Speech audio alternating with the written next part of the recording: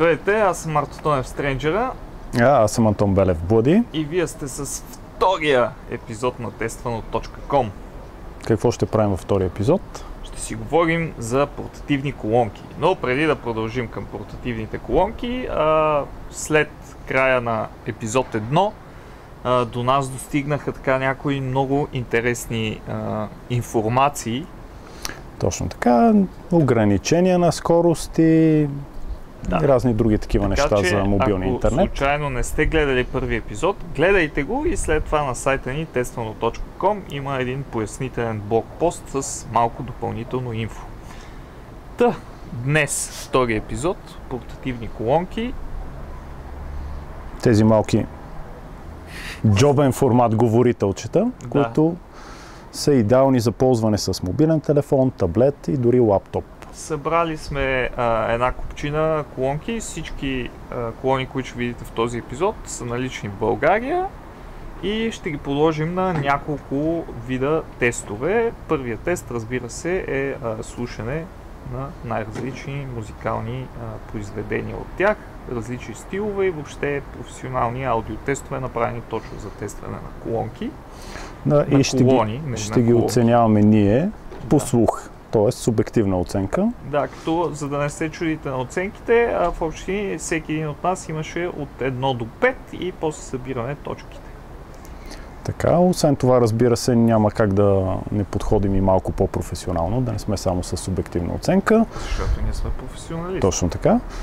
Ще измерим честотната характеристика на всяка една колонка, не само разчитайки на това, което ни дава като характеристики производителя, тъй като при някои модели се оказа, че не е важно какви са характеристиките на колонката. Така е, да. И разбира се, мерим и сила на звука. Няма как без сила на звука. Трябва да са силни, да бумтят, пък дори да не е много точно. Разбира се, силата на звука, това, че една колона е много силна, доста често не означава, че е много качествена, така че затова са и другите тестове. Точно така, ще мерим и най-общо казано колко кривят звука колонките. Да. И разбира се, имаме субективна оценка по това какво съдържа кутията, дизайн, удобство, комфорт, работа с колоната, функционалност и така нататък. Да започваме с тестовете.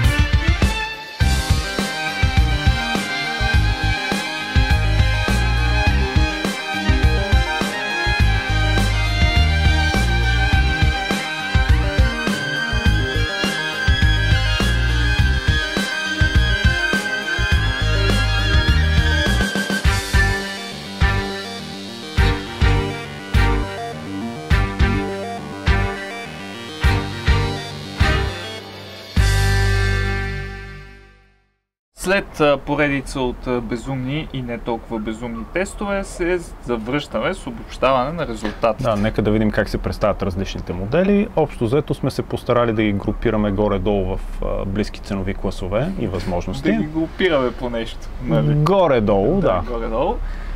Започваме с трите най-евтини модела. Philips е най-евтин с цена от 39 лева в момента, след това е Райкото с 40 и X-Mini е на 49. Доброто старо X-Mini. Да. Като тези двете колони имат Buddy Plug, т.е. могат да се включват една в друга неограничен брой колонки, докато Philips няма такава опция. Също така още нещо общо между Ryco Screw и X-Mini, че и двете подскачкат, ако така мога да ги наречем, на този ефект, с който стана популярно X-Mini-то. И са доста лекички, за разлика от Philips, който е значително по-тежък от тях и както виждате и по-голям. Да, логично не може да подскача, защото няма толкова сила. Да, защото е пълничък. Да. Като честотни характеристики и производителност. Като честотни характеристики, общо взето са почти идентични. Това, което прави впечатление, че Philips може, макар че не е най-мощен като сила на звука, създава усещането за най-добър обем. Да, всъщност Philips е с мощност 2 вата, Райкото е 2,7, докато X-Mini е 2,5. Така, но X-Mini показва най-много децибели като сила на звука. Да, на теста Stone измерихме 83.9, докато Райкото беше 82.4 и Philips беше 79.9. В общи Райкото и X-Mini свират, подскачат. При X-Mini нещата са набичени доста, в смисъл бас, високи, там подскачат. Весели, ефектни, не толкова точни като качествено възпроизведения звук. Докато Philips, той е близък до тях по параметри, но тъй като е по-голям и по-тежък, създава така по-обемен звук и реално погледнато мен най-много ми харесва как звучи от тези три модела. Общо взето да. Като погледнем колко точно изкривяват, общо взето X-Mini се представя може би най-добре при ниските честоти баса, при по-високите, по-малко отклонения дава Ryco. Да. Philips е горе-долу по средата между двете. Като разбира се, трябва да уточним, че при евтините колони логично правите доста голям компромис с звука. Не може да очаквате от тези колони да свирят перфектно, много точно, чисто, да възпроизвеждат идеално класическа музика, например. Да. Но, кажи, Боя, и на тебе, коя ти харесва? В смисъл, ако трябва да си купуваш от тези три колони, кой би си взел? Аз лично имам X-Mini от доста време, още когато излезе, но мисля, че вече поостаря тази версия X-Mini 2. Така че в момента от тези трите Philips ми допадна като че ли най-много. Да, и аз съм фен на Philips също и имайки предвид цената, просто ако си търсите наистина бюджетна колона, мисля, че Philips определено е избора. Супер. Продължаваме нататък с малко по-скъп модел от тези. При 60 лева се включва Ryco Pump. Тук има, тук няма. Това е Ryco Pump, като характеристики, поне на хартия, изглежда, да не кажа перфектно. Да, общо взето дава най-ниски изкривявания от почти този ценови клас. От този ценови клас и от малко по-скъпите, но като субективно като звук не ни допадна чак толкова много. На Буади не го допадна, на мен ми хареса малко повече, на него не толкова. Но така или иначе големия проблем на тази колонка е, че на същата цена от 60 лева се включва ето този хубавец.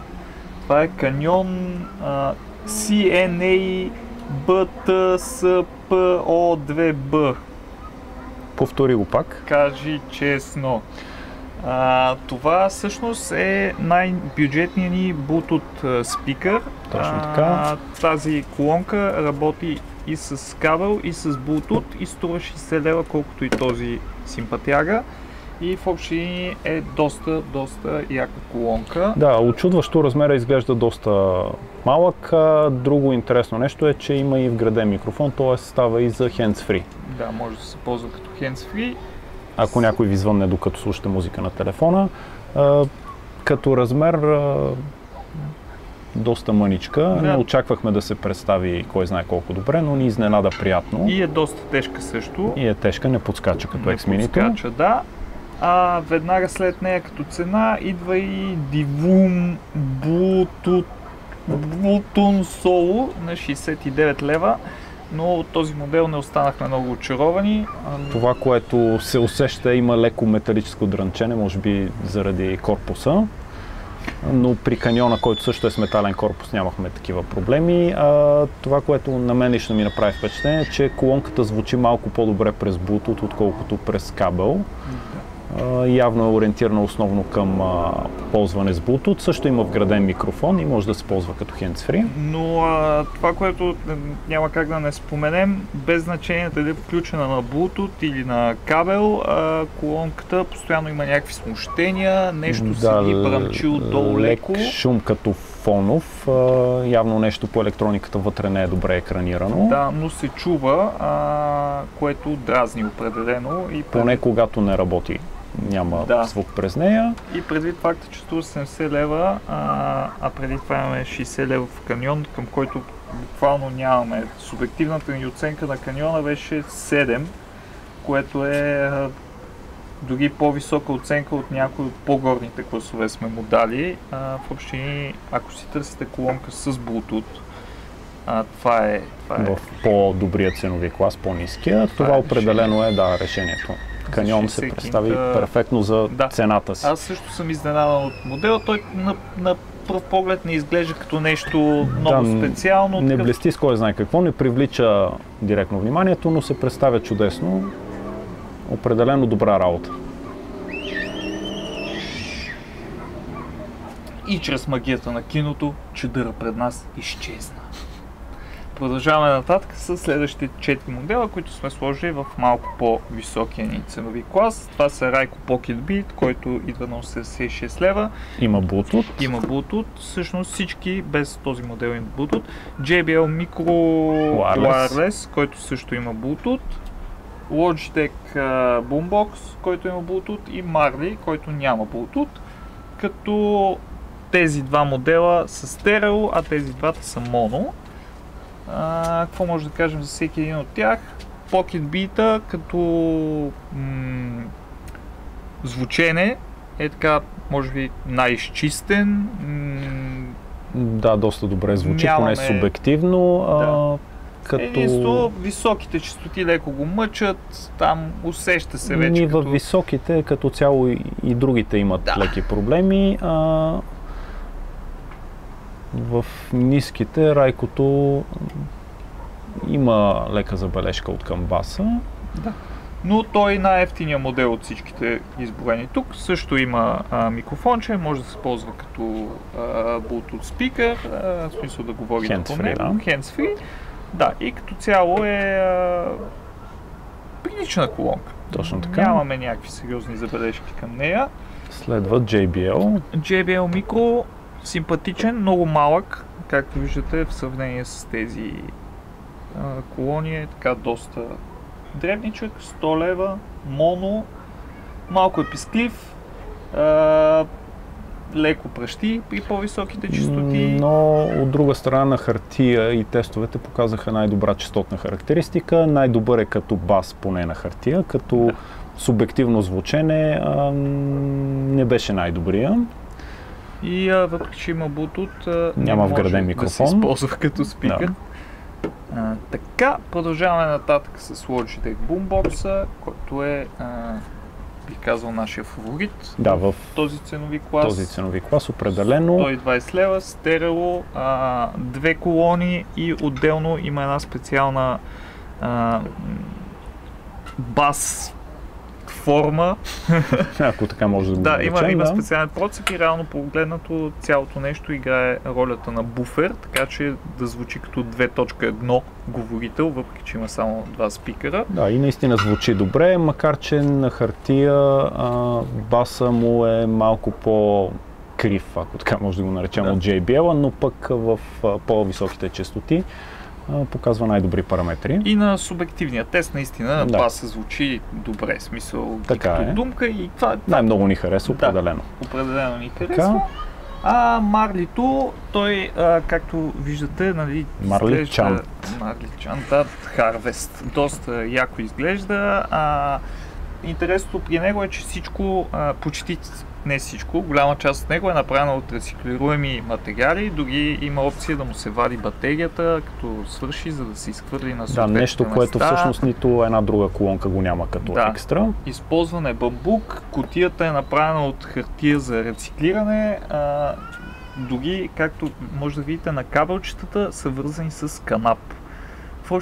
Това бихме казали е колонката за хипстери, нали? Определено колонката за хипстери с цена, която може би оправдава готините екстри, това, че е cool и така нататък, но като качество определено има какво още да се желае. Има какво да се желае, но мен лично като дизайн много ми харесва и тя е единствената колона, която така има си карабинер е така направен, че може да си я закачите на колана и да си я носите и да свири. И виж за това колко яко изглежда. Страхотно, да. Колонка за хипстери определено. За хипстери, да, няма нужда да я вадите от това, може да си я носите в... Това не пречи на звука. Готина е, обаче за този ценови клас определено има колони, които свирят значително по-добре. Със сигурност. Но пак ако искате да сте...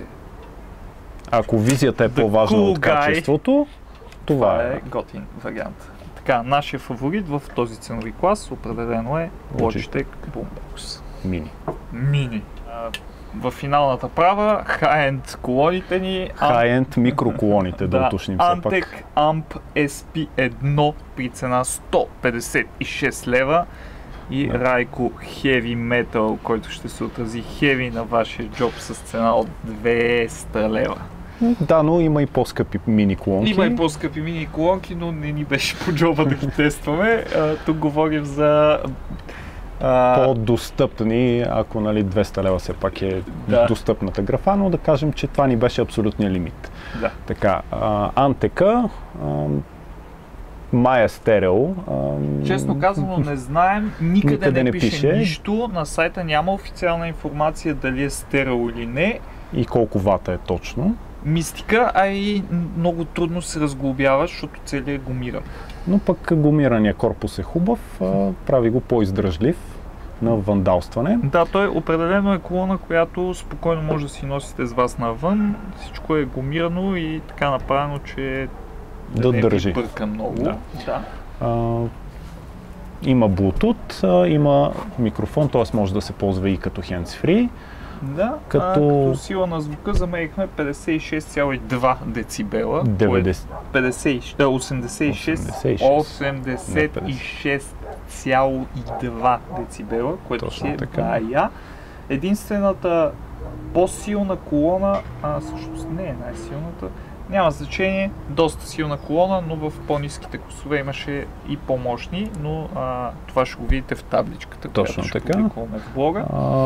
Горе-долу Raico и Antec имат почти еднакво представяне като честотен диапазон. При Antec има един спад на около 90 Hz, т.е. при преминаването от бас към по-високи честоти. Това го забелязахме в някои други модели. По-слабо изразено. Тук е много ясно изразен спад. Така, т.е. и като цяло в баса криви малко повече, в по-високите честоти се справя перфектно, горе-долу на нивото на Raico, даже на моменти по-добре от него. Но пък Raico има като цяло по-добро представяне. Да, и като казахме Raico, ето го, симпатичния Heavy Metal Guy, той е с кевларени говорители, сертифицирано е там от някакви брандове и въобще е лудница и успяхме да измерим 96 децибела, която е най-силната мини колонка, която сме определено, тествали. да. И все пак на 96 децибела си пазете и слуха. Да, в общи и двете колонки субективната ни оценка беше 10 от 10, защото няма забележки. Към Райкото въобще трудно е да му намерим кусур от към качество на звука, когато го слушате. Доста яко звучи. При него готините неща не са само в кутийката, но и в пекеджинга. Нали, освен самата колонка, имаме си кълъвче за пренасене, което не знам къде е. Ето го, кълъвче, което да си го сложите, понеже то не е гумено. И само искам да ви обърна специално внимание на кабела, който върви с него. Да, вероятно нещо, което един аудиофил би оценил, макар че все пак този клас не е за аудиофили. Въпреки че те го промотират като аудиофилска слушалка, нали, в смисъл нещо, колонка, което ако сте някакъв такъв много голям фен на музиката и искате да си вземете портативна колонка, значи това е кабел, който никой друга колонка няма такъв кабел, доста качествена изработка. Определено се отразява и на цената. Да, ето го зарядното, виждате кабели зарядни. Също така, да, зарядно, нещо, което по принцип, тъй като се зареждат през USB тези колонки, при другите няма включен в комплекта. Предполага се, че имате или че си зареждате в лаптопа, таблета. Logitech има зарядно също в неговия комплект, но останалите колонки няма. Всички са направени да се зареждат от компютър. И за финал в комплекта на Райкото има перце за китара. Heavy metal. Което си е, нали, така, nice touch. Добре. Райкото е много яко, но и цената му е много яка. Все пак, ако имате 200 лева и се чудите каква портативна колонка да си вземете, нямаме забележки към този модел. Нещо, което пропуснахме да кажем и което специално искам да изтъкна, Logitech, който е много як, в комплекта му няма нищо. В смисъл, в комплекта му има кабел за зареждане с зарядно и това е. Няма AUX кабел, няма чантичка за носене, нищо друго, което е малко тъжно, понеже колонката е така лъскава и виждате на какво може да се надраска, да. Да. Добре, значи, да обобщим. Нашите фаворити, Райко Heavy Metal, няма какво да го коментираме. Ако имате пари, вземете си го. Точно така. Ако нямате чак толкова много излишни пари за колонка, Logitech Mini Boombox. Много готин. Ако нямате пари за Logitech Boombox, вземете си Canyon, определено си заслужава. За парите си е чудесен. Да, и е най-евтиният ни модел с Bluetooth. И ако съвсем нямате пари, обаче искате да си вземете портативна колонка, Philips, 39 лева, има го в най-различни цветове, включително и зелено. Ако пък и пари за Philips нямате, не си взимайте портативна колонка. Има такива от порядъка на 20-25 лева, дори може би малко по-евтини, но там със сигурност няма да останете очаровани от звученето, така че по-добре да не си вземете, отколкото нещо, което не става за нищо. Добре, значи бъде аз се предавам, аз ще взема това и това. Другите ти ги оставям. Добре. Добре, това беше втория епизод на testano.com на тема портативни колонки. Надявам се да ви е било интересно. И очаквайте епизод 3 скоро. Тия дни. По празници.